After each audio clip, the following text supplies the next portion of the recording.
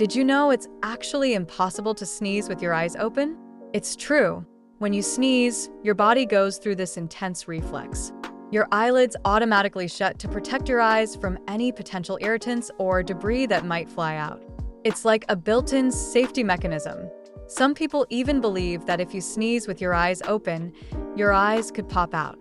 While that's just a myth, the body's response is fascinating. So next time you feel a sneeze coming on, just remember, your eyes are going to take a little break too.